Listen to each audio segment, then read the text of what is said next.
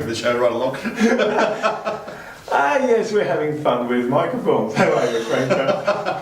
I'm good, thank you very much. Well, we're not talking microphones today. We've got Franco from Fresh Aire Carpet Cleaning, and we're going to be talking about tiles. Yes, we are. Tiles are to be the topic of the day. And you know, I must admit, my wife, we've got tiles through our house, and while she likes tiles, she doesn't like the grout in the middle of them, and it's going, what a pain is this? Yeah. Look, that's the bane of everybody's existence when it comes to tiles. It's the grout. The tile is relatively easy to clean, unless you've got a corrugated surface and you get some texture surfaces like that do hold dirt. Most of them are vitrified, which means they're basically like a glass coating. Yeah. So they're completely sealed, they're smooth as, there's no way that anything can penetrate into a tile. So they'll wipe clean, really easily, no problem at all. But the grout, on the other hand, is the complete flip side. Okay, so it is actually porous and it will draw dirt into it, which makes it really difficult to clean out. Now the other problem is that everybody uses detergents, don't we? You know, you want to clean something off, you have to use a detergent. Absolutely. Meh. Oh, it really? actually is the worst thing you can do. The reason for that is that when you have a bucket full of detergent, okay, and you slap your mop in there and you get it on the floor and you start swilling it out, where's that detergent going? Well, like all the dirty water, straight into your grout lines. It's sitting on the tiles, it's sitting in the grout lines, and because it's water and a porous grout, where's that water, detergent and dirt going? Down into the grout.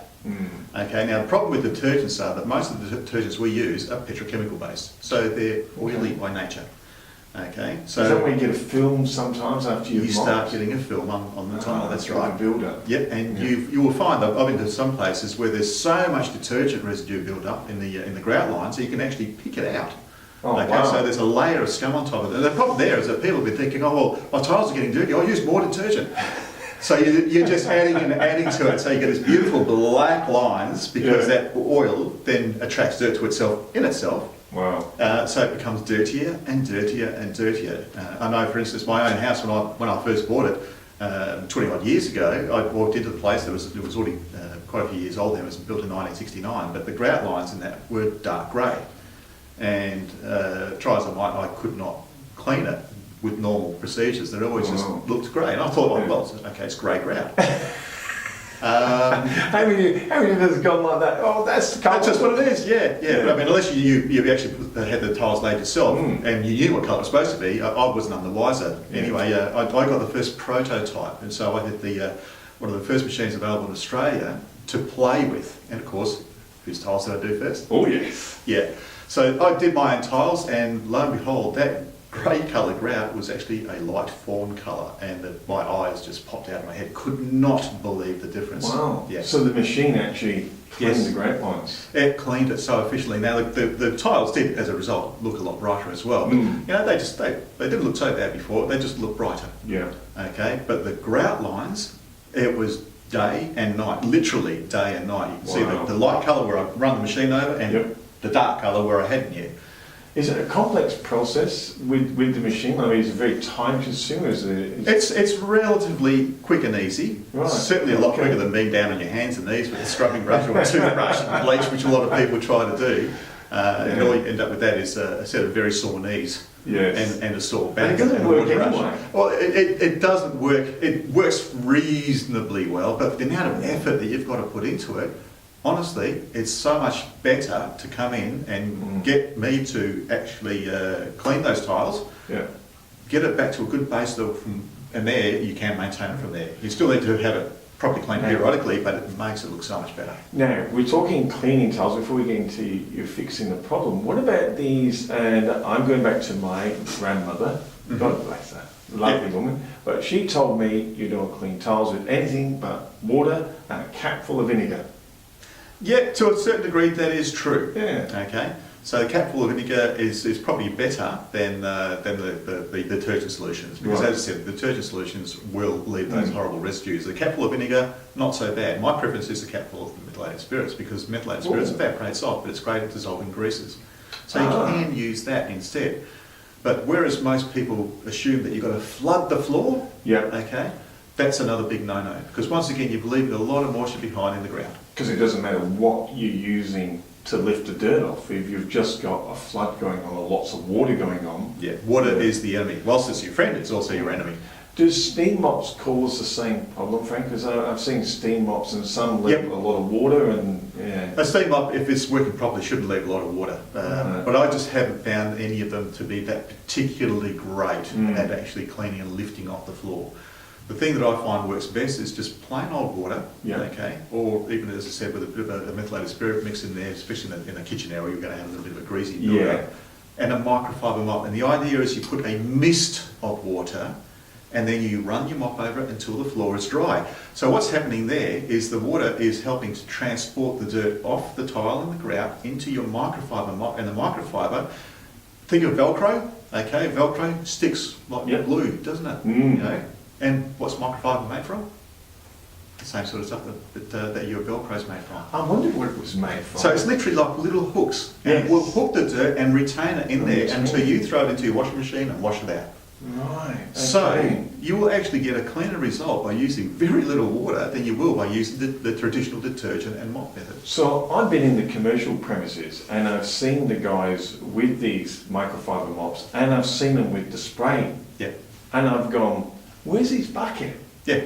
And he hasn't got one. And you'll find that most general cleaners or professional general cleaners these days use microfibers because of that reason. There's very little chemical involved. Yes. You know, maybe there might be a little bit, and sometimes you have a heavy grease build up, then you might need something to break the grease down. But a quick spray and a wipe over with a microfiber will pick that dirt up, hold it within a microfiber, and it also picks up a lot of bacteria. So it's actually a more healthy clean than your normal. So it works on all sorts of fronts, and for people in the professional cleaning industry, saves them a lot of money as far as the chemistry goes, because they don't have to spend so much money on chemical, and it certainly saves a lot of time, because you're not chasing your tail constantly with things being over wet and having to dry them off and all the rest of it. So yeah, microfiber is the best way to go for maintaining. Let's take a break and we're going to come back, and once Franco's got them clean, what do we do to keep them clean? Those nasty little grape lines on tiles. We'll be right back.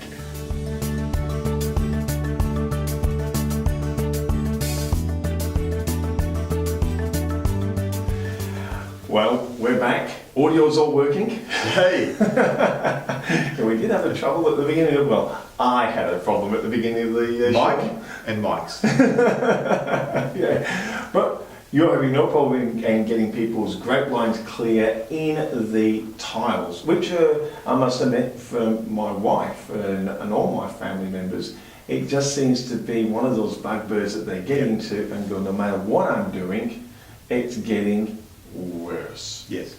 Okay, now, as I said, you need to get it to a base level. And I might just explain the process a little bit as well, so you understand why there's such a huge difference between what you can do and what we can do for you. Yes. Okay, so what we have is, it's a high pressure unit. So we're literally pressure blasting those grout lines. But instead of coming in with the lance and the pressure blaster and blasting it all over the place and drowning your house, it's done in a self-contained head, which is under vacuum. So basically our carpet cleaning machines are a little bit uprated, because our carpet cleaning, we generally only use around about the 250 to 400 psi on standard ones. With the new Bonza ones we have, we go a little bit higher, but they're designed for the higher pressures. But your tile cleaning, we work normally at pressures around 800 to 1200 psi, depending on how dirty the tile and grout is and what condition the grout is as well. So what you're doing is injecting high pressure into that grout line, and you're really digging that dirt out. But then instead of having water flowing everywhere, it's in a self-contained vacuum head, and that then gets picked up off the floor, taken back to our waste tank in our trucks, to be disposed of in whichever way we need to do. That high pressure, it doesn't damage the grout lines though? That's what I'm saying. We have to have a look at the grout first, okay? Because sometimes we have found that people have constantly cleaned with acids, because everybody says, hydrochloric acid is a great way to clean it. And yes, it is an apparent way to clean it, but the danger with using acids is that the grout itself is a cementitious product, so it's an alkaline. The acid and the alkaline, what you're doing is you're degrading the the grout itself. So what you're doing is you're etching off the top layer to expose fresh grout underneath it. So you've actually lost some. But in doing that, you're also potentially weakening the grout. And I have seen at the point where people have yearly or 6 monthly got their acid wash out and acid washed it, and the grout starts to crumble. Wow. Yeah, and it just falls apart. And if that's the case, we're into danger zone for trying and pressure clean it. Yes. Yep. So the pressure cleaner comes in, self-contained unit, and is it a big machine, Franco, with so much pressure coming through? No. I mean, the tile head itself depends on which size, what sort of size area you're doing. Generally speaking, there's just a 12-inch head or 30-centimetre head, Right. okay, that we just run across it. We have an edging tool as well, so we can get right up to the edges and into the I was corners. going to ask you about that. Yeah. Edges and corners, they're always you see where people have gone with the old-fashioned mops and you get these Yes. curls in the corner. Yeah, or the up the wall, there's a nice Yeah. black streak around the front of the wall. Yeah, I've said that a few times as well. But yeah, so we've got specialised tools to be able to basically get into every little nook and cranny that we can, Yeah. and clean it up as efficiently as we can. So you go in and then you clean all these grout lines. But obviously you educate the homeowner, which what I really like about you actually teach people how to Yep. maintain it. But is there anything else they can actually do to that grout now to protect it or give it more longevity? Yes. Okay, so there are sealers that are available as well. Mm. Okay, so we can put a sealer down onto the grout line. Now, generally those sealers, depending on what quality they are and how they get used, obviously, but you're looking at a 5 to 15 year lifespan on them. Wow. Okay, so they're actually really, really good products, and they make your tile, or your grout, I should say, so much easier to maintain. Yes. Okay, so there's a couple of types. There's sacrificial sealers, which will sit on the grout, and then there are also penetrating sealers, which will sit in the grout. Do you have a Okay. preference yourself? Look, to be honest, a lot of people don't even know about this. If you're laying tiles, you can actually get a sealer that instead of using water to mix the grout up with, you use the sealer. And I've done that with my own place. Okay, I see these inside yes, tips here. and tilers don't like to tell you about it because it's horrible stuff to deal with. The cleanup is 10 times more difficult. But the benefits you get from it long term are fantastic. Your grout is a lot stronger for starters. And it's a lot easier to maintain and to keep clean. Wow. Yeah. So for me, it's a no-brainer. You know. Absolutely. But I mean, you can also apply those sorts of sealers after the job's been done and get a good result from them as well. You said there was two types. One that kind of penetrates, put it in my language, and one that sits on top. Is there a difference between two? Is one better than the other? Or? The penetrating will last that little bit longer because it's in the grout. Yeah. Okay. Whereas your sacrificial, as the name suggests, it's a sacrificial sealer. It will sacrifice itself over time, but it protects the grout. It's a protective layer. Okay, so it's almost like if you want to say they're putting a coat of paint over the top of something, it does the same thing. It's protecting it. Okay. For a limited time. And is there a big cost difference between the two of them, Franco? Not a great deal of cost difference. The penetrating ones tend to be that little bit more expensive. Yeah. But When not I'm going really like great. 5 years, 10, 15 years, there's a huge... But it really depends on the situation as well as to what kind of grout you've got and what kind of situation you have as to which one you're going to use. So don't just run off to Bunnings and slap anything on there. No. It's better if you do get some advice before you do something like that. Yeah. But yeah, there are a couple of different avenues, and then you do have also another option as well when you have people who have that grout that's degraded. Okay, and you don't want to go through the effort of regrouting everything because it's a big job. Let's face it. You can just patch up those areas that have got missing grout. Okay, and then we can colour seal it, and then you can put whatever colour you want down. Oh, now we're talking. Yeah, so it's an epoxy resin which you can go over the top of it. Okay, and that is like a paint essentially. Yeah. So a paint versus a porous grout, which one do you think is going to be easier to clean? Well, paint. Yeah, exactly. Yeah. So, and once again, you can then even out the colour over the whole lot. You can see exactly what colour it's going to be. The ones that we get compared to the ones you'll get from Bunnings, the ones we get are a lot more effective. The Bunnings ones, I have actually come across them where I've run my machine over it, not realising that they were down at first, only to find that the colour is coming off the tile because they don't bond that fantastically, and or you don't understand the process to make them bond properly either. We have to do an acid wash over it to be able to get that to bond properly. Yeah. So someone who's, so we've talked about cleaning the dirtiness, but there's a lot of the older homes, and the grout it deteriorates if it hasn't been looked after properly, and I've seen it patches missing and holes. Yep. So not only now can you patch it and fix the grout up without having a whole tiler come in and redo the whole lot, but now you can go, okay, what colour do you want your grout? Yeah, if I'm bored with that colour, I just want to change. Fine, no problems at all. And you can do the whole lot. So now you get not only fresh, new, clean, now you can just freshen up the colour as well. That's right, and make it 10 times easier to maintain. Wow. By the time you do the microfiber cloth, as I said before, Yeah. the water, it will come up so clean, so much cleaner than it would have before, because it doesn't have that porosity there anymore. It's sealed in, Yep. and then you make your life a lot simpler. So someone who is looking at, listening to us now and going, oh, I've got this, got that. Can you give them an idea of how long this process takes? Because I'm picturing now, okay, repair grout, do all those lines. I know it's like on the hands and knees with the knee pads, and I'm thinking, geez, how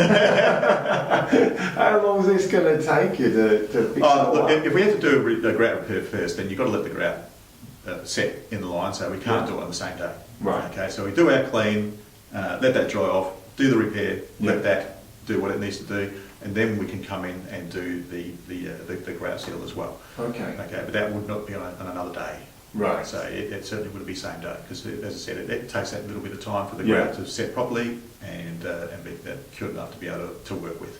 Are there any types of tiles that this doesn't work? I mean, we talked about the vitrified tiles, but I'm thinking now, like we've got these porcelain tiles that have come out now, and they've got very fine grout lines. Yes. They've still got the same issues. That's right. In fact, even more so, because the grout, because it's so much thinner, is weaker. Yeah. It's much easier for it to fall out, especially if it's not been mixed properly. And that's an issue we have been finding quite often, that either A, people have tried to do it themselves and not understood how to do the mix properly, or B, the tiler that did it was rushing or just trying to cut his costs, so he's thinned out the grout, and when it's too thin, it's too soft and it just won't perform. It just won't perform. Yeah. Someone looking now, probably the best to get you in and have a look, Yes. so they can and get a bit of an idea whether this is just a clean, whether it's a repair, and get a new colour. Yep.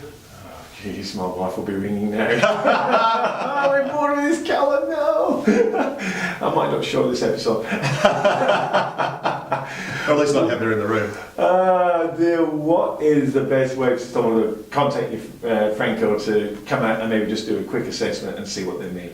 Okay, so info@facc.com.au, that's the email address. You can get to your details to me. And if you can send me a couple of photos to start with, that would be fantastic as well, so I know what we're going to be dealing with. Yeah. Then you can also call me on 0418 914 097, and that will get straight through to me, and we'll be able to have a chat.